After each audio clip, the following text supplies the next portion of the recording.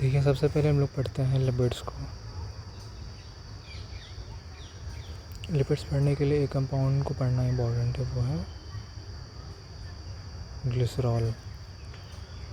Glycerol अगर हम लोग इसका स्ट्रक्चर देखना चाहें तो ये मीथेन से बना होता है। मीथेन नहीं, प्रोपेन से। प्रोपेन, प्रोप मतलब क्या होता है? 3। जैसे कि मेथ मतलब 1 और एथ मतलब 2, वैसे प्रोप मतलब 3। तो यहाँ पे पहले 3 कार्बन बना दीजिए। 3 कार्बन में अब तीनों कार्बन पे एक एक OH ग्रुप ऐड कर दीजिए। तो हर एक कार्बन पे क्या हो गया? एक एक OH ग्रुप हो गया। OH को क्या बोलते हैं? H मतलब हाइड्रोजन,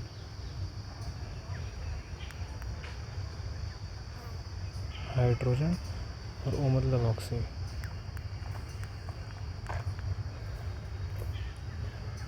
हाइड्रो से हाइड्रोजन और ऑक्सी से ऑक्सीजन। तो हाइड्रोक्सी मतलब क्या? OH group. और यहाँ पे 3 हाइड्रोजन है, तो ये ट्राई हाइड्रोक्सी। 3 हाइड्रोजन और OH, ट्राई हाइड्रोक्सी। और यहाँ पे एक प्रोपेन है, इसलिए प्रोपेन होगा ट्राई हाइड्रोक्सी प्रोपेन। तो ग्लिसरॉल को हम लोग ट्राई हाइड्रोक्सी प्रोपेन ही बोल सकते हैं। अब देखिए, कार्बन ने यहाँ पे कितने बॉन्ड्स बनाए हैं? 1 2, और कार्बन के बाकी 2 बॉन्ड खाली है, तो यहाँ पे एक H और एक H और ऐड कर दीजिए। ऐसे इस वाले कार्बन ने 3 बॉन्ड बनाए हैं, 1 2 और ये 3, तो यहाँ पे एक और H ऐड कर दीजिए।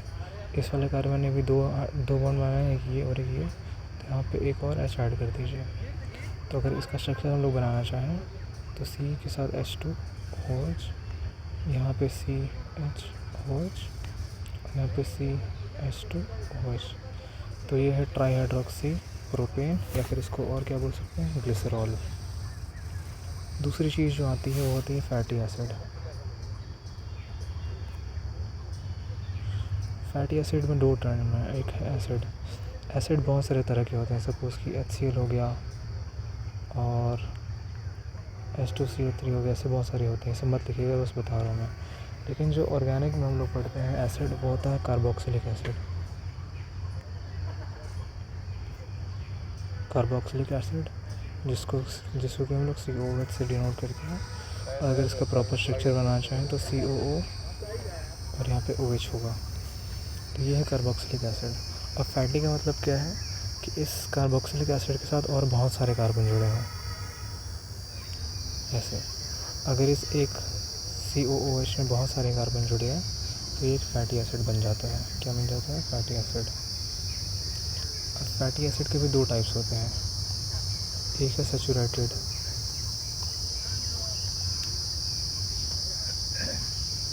Fatty acid. Saturated fatty acid में क्या है कि सारे के सारे जो कार्बन के बीच में जो बॉन्ड रहेंगे वो सिंगल बॉन्ड रहेंगे। इसका एग्जांपल जो आपके क्वेश्चन में भी आया था वो है पाल्मेटिक एसिड। पाल्मेटिक एसिड में 16 कार्बन होते हैं, मतलब कि 1 2 3 4 5 6 7 8 9 10 11 12 13 14 15 और 16। और 16th कार्बन पे क्या होता है? COOH होता है। अगर इसको और छोटे में दिखाना चाहें, अब इसके अगर हम लोग हाइड्रोजन भरना चाहें तो इस कार्बन का एक बॉन्ड बना है, तो यहाँ पे 3 हाइड्रोजन और ऐड कर दीजिए। यहाँ पे 2 बॉन्ड बने हैं तो यहाँ पे H2 ऐड कर दीजिए। यहाँ पे भी 2 बॉन्ड बने हैं तो यहाँ पे H2 ऐड कर दीजिए। यहाँ पे 2 बॉन्ड बने हैं तो यहाँ H2 ऐड कर दीजिए। ऐसे जो बीच वाले सारे कार्बन होंगे उसमें सारे में H2 ऐड हो जाएगा। ठीक है, तो इसमें टोटल 16 कार्बन हैं। और इसमें कार्बन के बीच में जो बॉन्ड्स हैं वो सारे सिंगल बॉन्ड है, और यहाँ पे एक्स्ट्रा हाइड्रोजन जुड़ा रहेगा।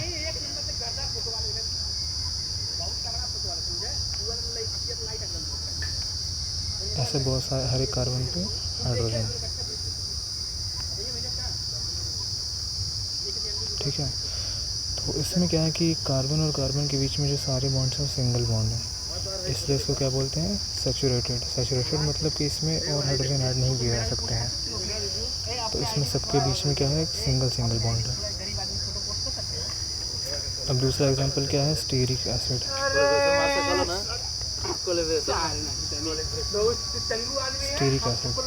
स्टीरिक एसिड में टोटल कितने होते हैं? 18 कार्बन होते हैं। 18 कार्बन मतलब क्या कि इसमें ऐसे 17 के 16 तो सेम कार्बन रहेंगे।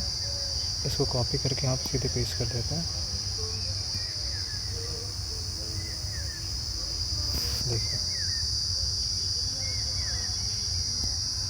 यहाँ पे 16 कार्बन है टोटल, तो ये आखिरी वाले को हटा के 1 2 और ऐड कर दिया और फिर आखिरी वाले को 1 और ऐड कर दिया।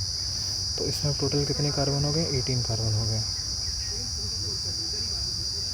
तो ये 18 कार्बन वाले सैचुरेटेड फैटी एसिड को क्या बोलते हैं? स्टीरिक एसिड बोलते हैं। ठीक है। ऐसे एक आर्किडोनिक एसिड होता है।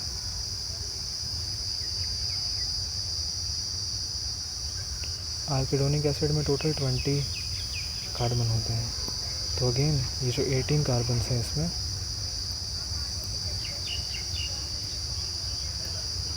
इसको यहाँ पे लिख दीजिए।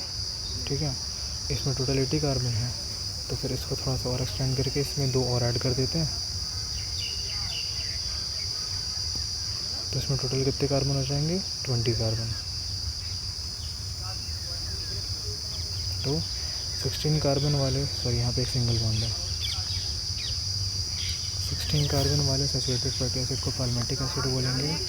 18 कार्बन वाले को क्या बोलेंगे? Stearic acid. और 20 कार्बन वाले को बोलेंगे आर्किडोनिक एसिड।